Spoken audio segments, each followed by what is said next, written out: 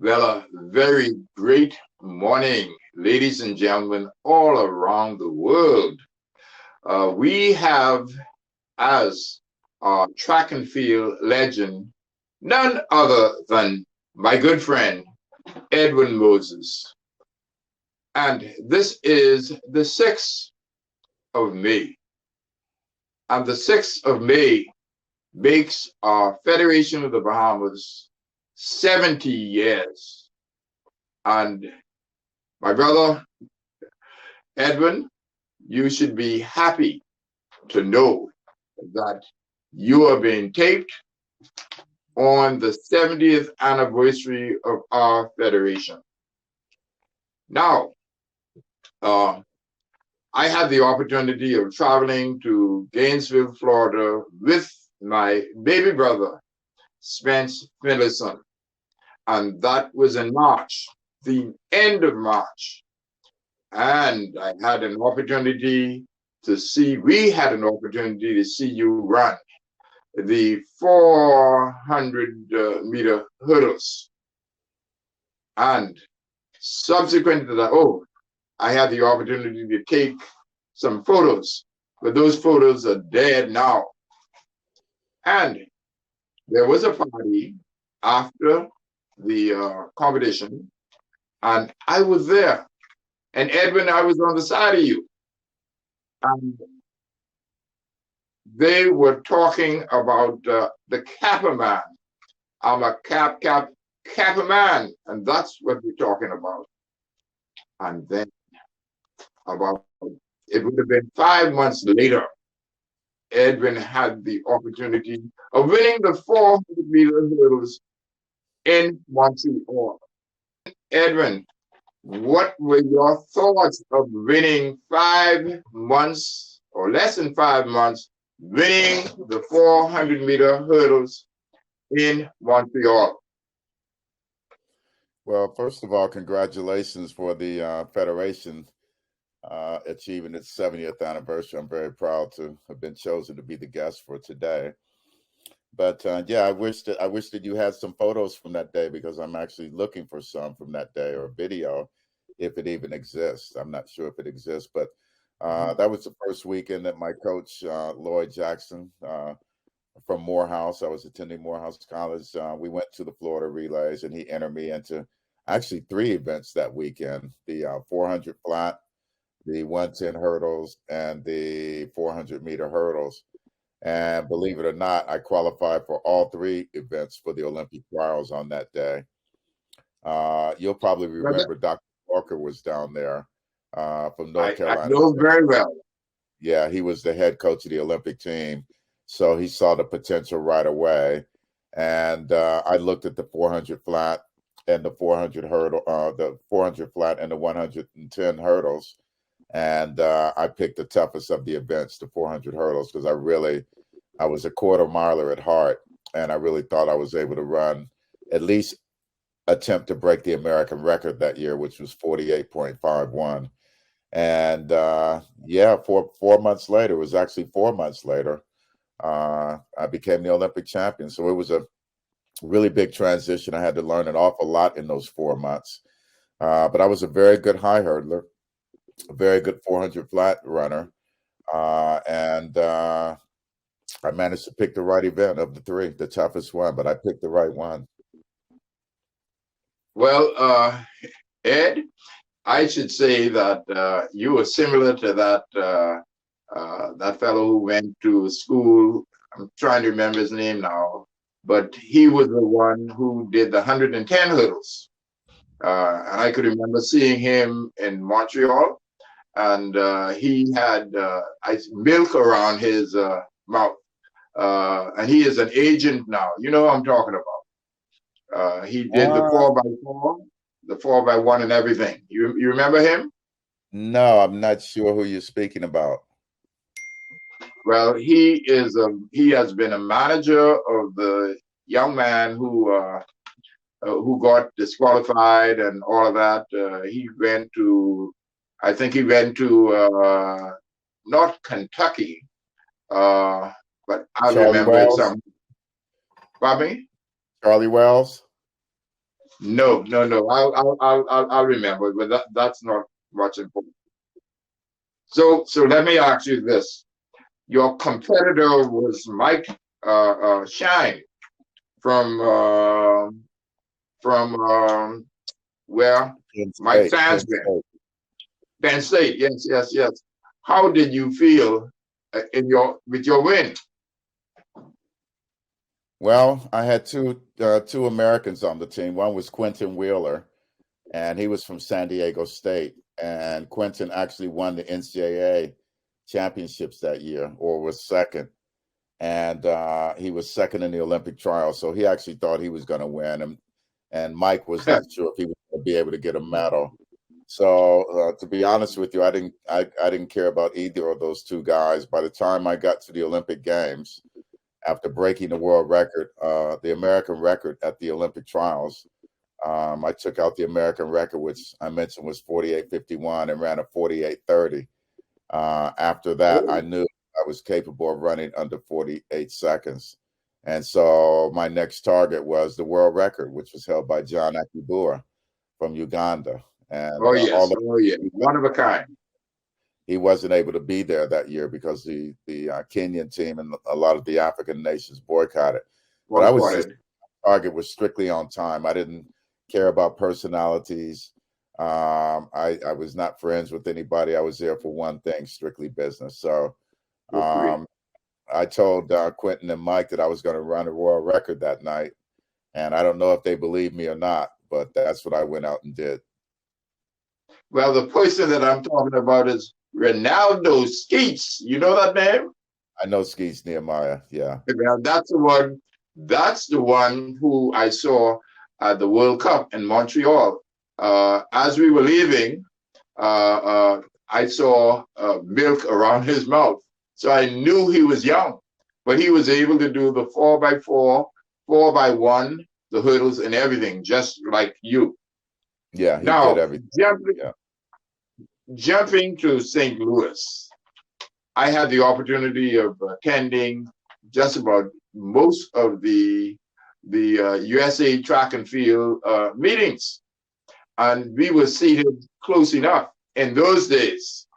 And so I asked, I found out that that was the first time you ran the 400-meter hurdles, and you know, if you think about that, that's really significant. Well, let me ask you this. You were undefeated for 103 runs. And I guess the fellow from Iowa State, I can't remember his first name, Danny Harris. he had beaten you. What's his name? Danny Harris. Oh, Danny Harris. And we had the opportunity of seeing him in Tokyo. He was from Iowa State. So let's jump to Rome.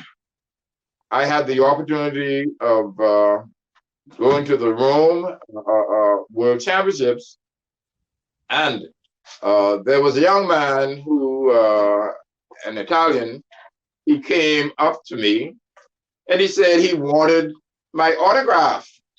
And I said, I'm not Ed Moses. And he was intense in getting the autograph for his daughter. And so, Ed, when I came home, when I saw you last, I said, I got Ed's autograph, but I wrote it. I said, good luck, Edwin Moses. Because, you know, Ed, you look similar to me, but you're taller than me. And that is significant. Tell us about the LA Olympics. First, the World Championships in '87. That was an outstanding race. Remember? Yes. But you know, Ed, you started in Helsinki in 1983, correct. A long time ago. Yes. Correct. And a lot of people don't remember, Alpheus, that we had 3 World Cups in '79 in Dusseldorf, 1977 in Dusseldorf, 1979 in Montreal, in 1981 in Rome. In many Oh cases, yes, they don't give me credit for having run those 3 World Cups and all of two those, World. yes. They, But we they know kind of how. forgot that event existed, but there was the World Championships during that time because there was no World Championship in almost any Olympic sport at that time. So um, those are really good years for track and field. And track and field, the sport was growing. There was no Grand Prix circuit or anything like that. It was just 120 or 30 meets that you could pick and choose from. 1987 was a really big race at the World Championships in Rome. I got food Yeah. poisoning so I missed about 2.5, 3 weeks of training. The whole month of August, I wasn't able to train. So I had to put together a special tactical race in order to win that race because I knew Danny Harris and Harold Smith. They were both running, pretty good times in the high 47s. I knew I was going to have to do something different in order to win that race because I didn't have. After the third day, I knew I wouldn't have all the power that I would need to run a final and win. So what I did is I went out very fast and put a lot of pressure on those guys in the 87 race. And that was the only way I possibly could have won the race. But it was more or less of a suicide strategy. And I knew I was going to die probably about 30 after the ninth hurdle, but I knew that they would die too. So my job was to take myself out, but take them out with me. And that's the reason I won that race by just 200ths of a second. Well, I had the opportunity. I've been to every World Championship, so I definitely saw you with Harold. We got mixed up with East Germany and West Germany, He was which West. he was West, and I had the opportunity of seeing him much later. And I said, "You are the person who ran with Moses." Now, I had the opportunity of coming to out of mix up now, coming from LA. And this lady said, I saw you running in Los Angeles as we stopped in Miami. I didn't say anything to her. I said, thank you. And then I went to in Tokyo another time. And this fella said he did see me running someplace else. They mixed us up again and again. Tell us about the school that you attended. Well, I went to Morehouse College here in Atlanta, Georgia. It's a historically Black college and university, commonly known as HBCU, and it's the only one in the country that is for all men. I was very, very nerdy when I was in high school. I took 5 years of math plus a year of computer science, 2 years of biology, 2 years of chemistry, and a year of physics in high school. So I was offered an academic scholarship to study engineering between Morehouse and Georgia Tech, which is probably the top 3 engineering schools of the country. But Morehouse didn't have a track and field. I was there for 5 years and never had a place to train. We had no track. We didn't even have a football stadium there.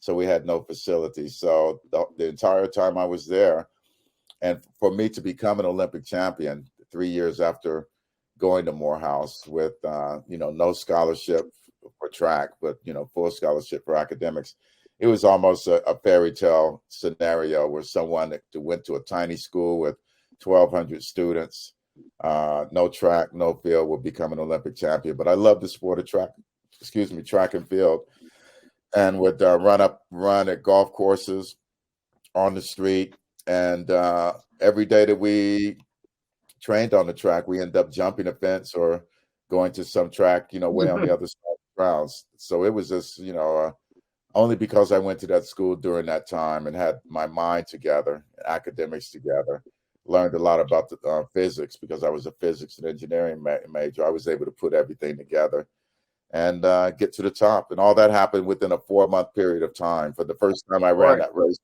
at the Florida Relays, it was March 26th to 27th in 1976. And then I won the Olympic gold medal on July 25th in 76. So that's, April, May, June, July, 4 months to be exact. But some of my classmates, it's a great academic school. To this day, it's one of the top academic schools in the country. Spike Lee was one of my classmates. Samuel Jackson was there. Oh, man. Bill Nunn, who played Radio Raheem on Do the Right Thing.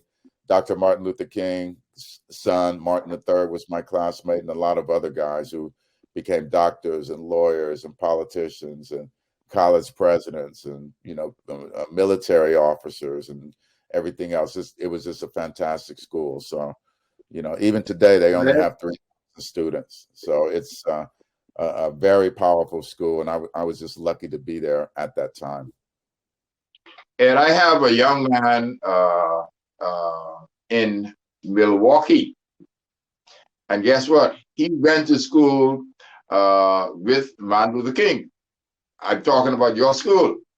And it is something else. He is now about 96. And he is, on his birthday, he is drinking wine and everything else. Our family from Coconut Grove and from the Bahamas. Tell us about your involvement in anti-doping.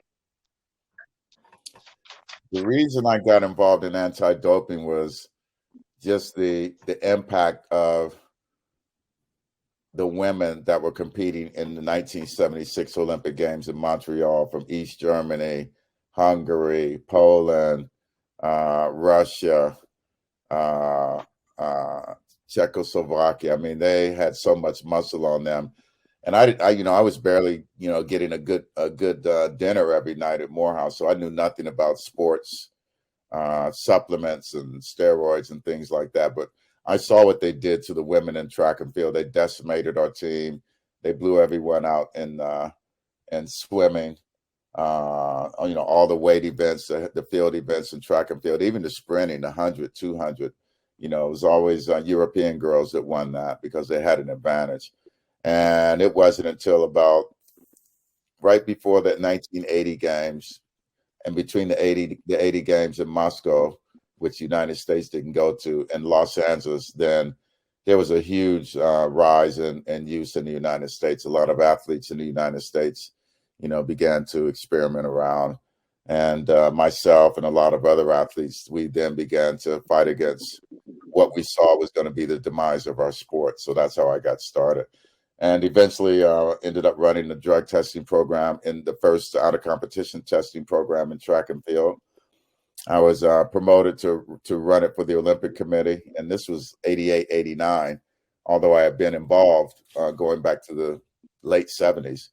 But after I quit running track in 88, I became the person who was responsible for putting these programs together. And as of about 2 years ago, I was the chairman of the United States Anti-Doping Agency, and we've done a lot of good work. And the science has changed so much since then.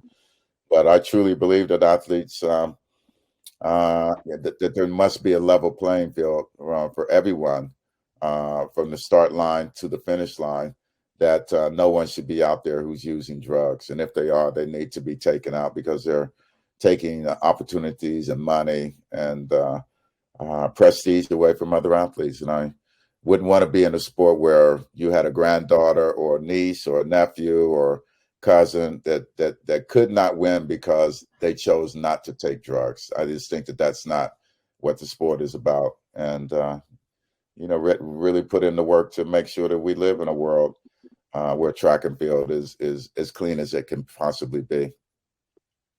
Ed, you were also involved in, I don't know if I should call it a world body, but you had at the end of the season, you were involved in, can you remind me what you were involved in? Bobsled? You're talking about the bobsled team? Not bobsled. You were the chairman of a particular organization with sports. I've been involved in almost every organization. In 1981, I was picked by Juan Antonio Samaranch to be on the original IOC Athletes Commission. I was on there with Thomas Bach, Seb Coe, Pale Schmidt, Kip Keno. They all became IOC members. Nawal was on there. So I was on the first generation of the Athletes Commission of the IOC. I was also a member on the of the United States Olympic Committee on the executive board and Athletes Advisory Council. I was one of the 3 American delegates for the International Amateur Athletic Federation, IAAF at that time, and was one of the first athletes to really be at the political level in that organization. So I've been pretty much on everything.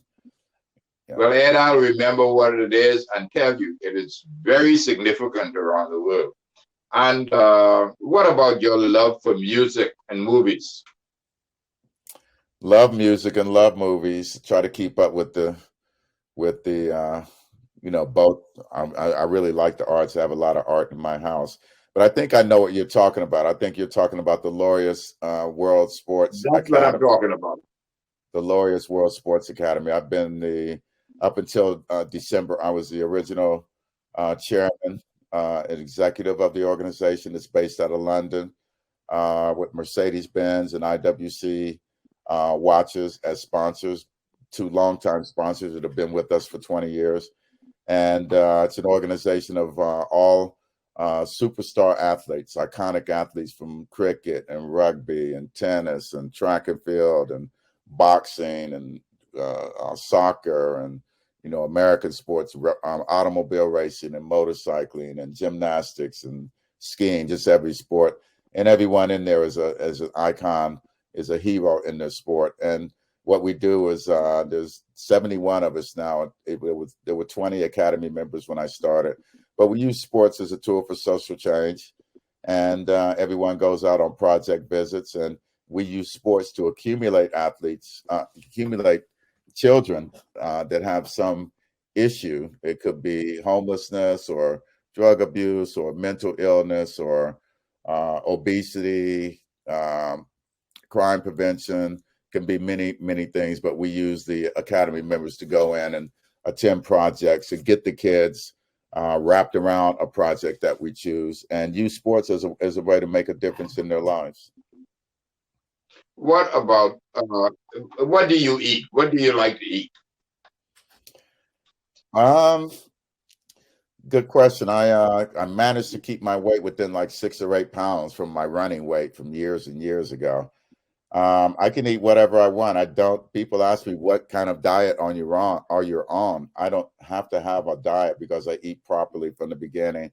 I've got a garden, I have everything from figs and blackberries and, all the spices, oregano, chives, mint, rosemary, basil. I grow all of that. Tomato, squash, lettuce, kale, cucumbers, eggplant, you name it, I have it in the garden. So I cook like a chef every day, and that's why I've been able to keep my weight, stay trim. I can eat anything I want, but I eat in moderation. I don't fill myself up, and I don't eat a lot of meals every day. I eat small meals, no major meals. I'm not a breakfast, lunch, and dinner man.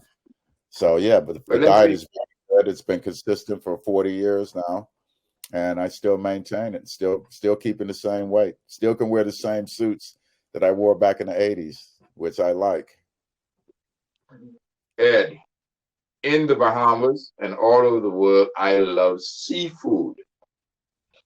So when you were in Eleuthera, what was your seafood? Eleuthera in the Bahamas. Yeah, I went on a vacation after the 84 games. It was October, November of 1984. And just a lot of lobster, conch. I had a guy that went out, had a boat, and he used to bring, a bag of lobsters back every day. I eat a lot of seafood to this day, scallops and lobster and crab and shrimp, sea urchin. I love those. I eat almost anything that comes out of the sea. Oh, some people would say that is powerful.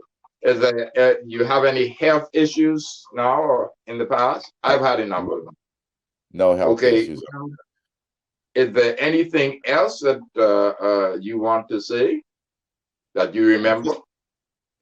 I think I forgot more than I remember now that I'm getting a little bit older. No, but I just had a fantastic track and field career. I think you mentioned at the beginning the number of races that I ran. It was for 9 years, 9 months, and 9 days, starting in August of 77 to May of 80, June 4th of 87. I won 122 races, 9 years, 9 months, 9 days. I don't know how many, if any of the world records you saw, but I broke the world record 4 times and Yes. had a fantastic career. Unfortunately, because of my stretching routine and training routine, I very, very seldom got injured. So I had a long career until I ruptured a disc in 1986. And that was at 1988, 2 years later, I decided that I didn't want to take a chance on having a major lifestyle injury that would, affect me for the rest of my life. So that's when I resigned. Well, my brother, we really appreciate you being our guest with Thank Alpheus you. Millicent, track and field legends. And All right. I'm saying that I look forward for you coming down to the Bahamas if you have the time to be here for our national championships, which allows people have to make the team to go to Eugene, Oregon. Thank you so much. Thank you so much. And we will talk soon. All right. Thank you. Glad to be your guest.